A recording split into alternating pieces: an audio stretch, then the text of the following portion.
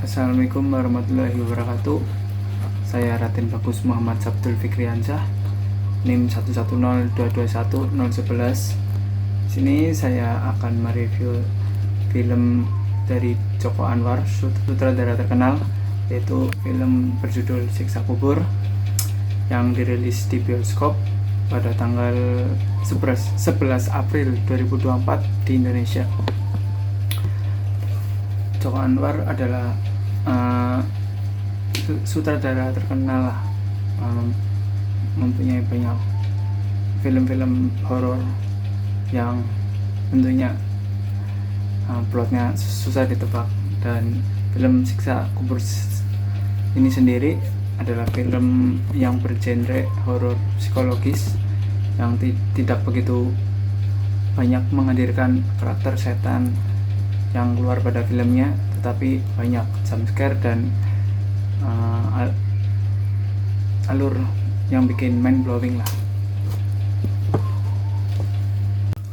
Ya, pemain atau cast dari film Siksa Kubur, yang pertama ada Joko Anwar sebagai sutradaranya, dan kedua ada Widuri Putri yang memerankan sebagai Sita kecil atau Sita sebelum dewasa, dan ada Musaki Ramadan sebagai memerankan Adit kecil sebelum dewasa, dan ada Faridina Mufti sebagai Sita dewasa, dan Reza Rahadian sebagai Adit dewasa, Happy Salma sebagai ibu dari Sita dan Adit, ada Fahri Albar bapak dari Sita dan Adit, dan ada Slamet Raharjo sebagai Bapak Wahyu yang mempunyai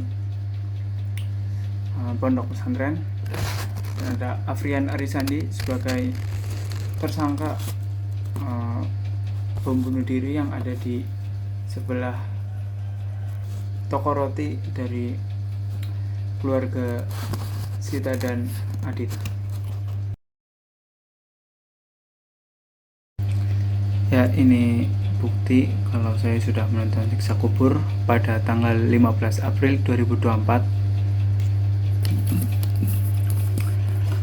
Filmnya berawal dari Sita dan Adit dan keluarga mempunyai bisnis toko roti yang dulunya laris karena menggunakan minyak babi, dan sekarang mulai sepi dan turun omsetnya karena berganti menjadi minyak biasa atau tidak lagi menggunakan minyak babi.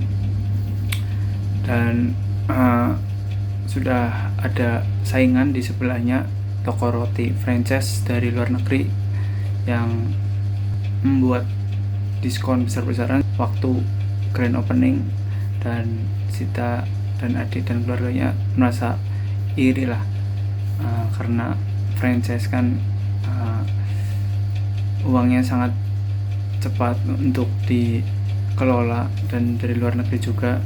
Dan toko roti Adit dan Sita mulai sepi pembeli. Di satu saat ada orang dengan menggunakan headset masuk ke toko roti si Adit dan Sita, dikira mau beli, dan hanya menatap wajah Adit. Lalu si Adit memberikan minum untuk menenangkan bapak tersebut, karena bapak tersebut kelihatan sangat tegang. Lalu bapak tersebut memberikan suatu kaset untuk dimasukkan ke radio, dan lalu bapak tersebut diam begitu saja meninggalkan toko roti Sita dan Adit dan Sita, lalu ke sebelah ke toko roti yang franchise itu. Lalu kemudian ada 3 orang pencuri uang yang mencuri uang 150.000 dari toko roti Adit dan Sita. Lalu si Sita melaporkan kepada ayahnya dan ayah dan ibu Sita dan Adit keluar dan menghadang pencuri tersebut, dan akhirnya cekcok di depan toko roti tersebut. Dan tersangka yang tadi pakai headset yang mengasihkan kaset kepada Adit itu adalah teroris yang diduga teroris yang membawa bom bunuh diri karena dia takut akan siksa kubur dan meledakkan dirinya di tempat toko roti franchise sebelah toko roti Sita dan Adit. Lalu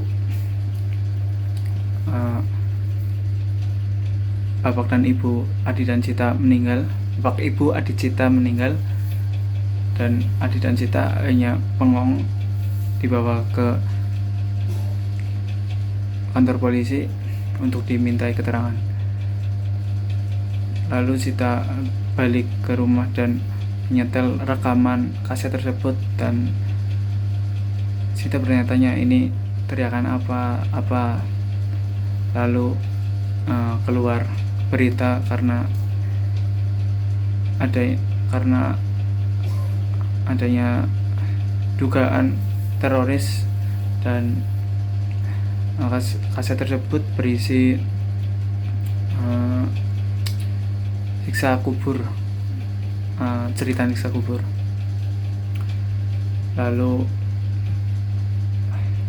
Adit dan Sita ikut pamannya, dan Adit dan Sita dimasukkan ke dalam pondok pesantren miliknya Pak Wahyu, dan di situ mulai ada kejanggalan yang keluar dari pondok tersebut. Lalu Sita dan Adit keluar pondok dan kabur untuk mencari kebenaran. Di situ Sita dan Adit keluar ke dalam terowongan yang notabene terowongan zaman dahulu lah, yang udah nggak ada aktivitas apa-apa di dalam situ, juga tidak dipakai untuk lewat, tapi itu jalan satu-satunya untuk keluar dari pondok pesantren tersebut. Dan Sita dan Adit merasa takut di sana karena Sita sudah terdoktrin karena kalau bisa melihat setan itu kurang oksigen atau gimana, sudah dilatih untuk tidak percaya agama gitu. Lalu timelapse-nya cukup panjang dari Sita dan Adit di pondok, lalu sudah menjadi bekerja di panti jompo. Sita sebagai perawat biasa panti jompo, dan Adit sebagai pemandi jenazah. Adit sudah menikah dan Sita belum. Lalu di situ Sita cukup cari-cari tentang siksa kubur dan agama-agama tersebut, karena dari kecil Sita tidak percaya agama karena bapak ibunya meninggal yang dibom oleh tersangka teroris.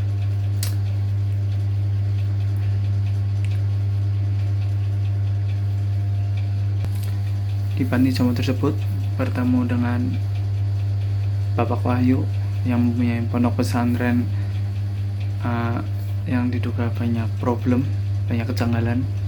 Di sana Sita sudah tahu kejanggalan apa saja yang dibuat oleh Bapak Wahyu pada pondok pesantren tersebut, yang katanya Bapak Wahyu mencabuli santriwati tersebut supaya saya lupa.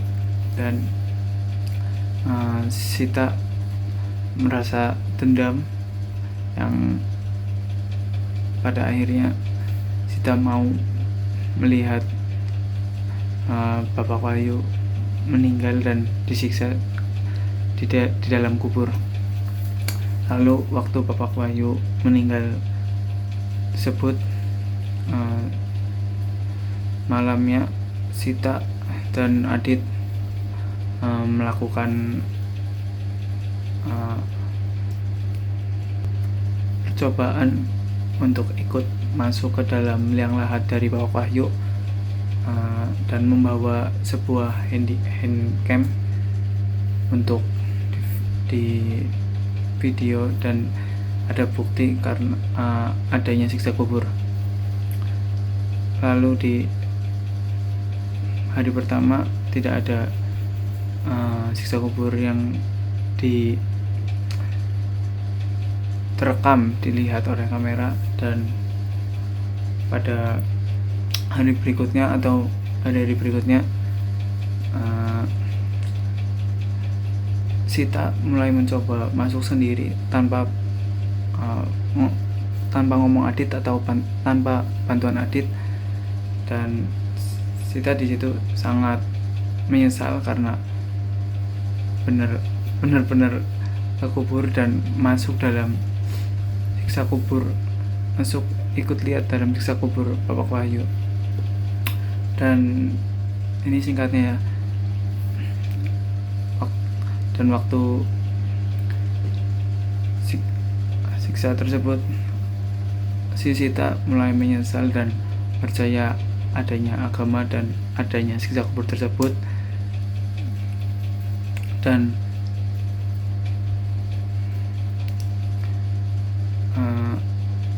Sita mulai bertobat. Yang awalnya siksa hari pertama itu tidak terekam oleh kamera, yang sangat percaya kalau siksa kubur itu tidak ada, dan akhirnya Sita percaya akan adanya agama dan siksa kubur. Di sini sebuah pelajaran lah untuk kita untuk mempercayai agama dan Tuhan Allah dan adanya siksa kubur dan siksa neraka. Rating dari film tersebut menurutku 8,5 lah, karena kurang kurang perfect, dan cast pemainnya bagus-bagus 9/10, dan suasananya bagus juga 9/10. Terima kasih, ini review dari saya, kurang lebihnya mohon maaf. Assalamualaikum warahmatullahi wabarakatuh.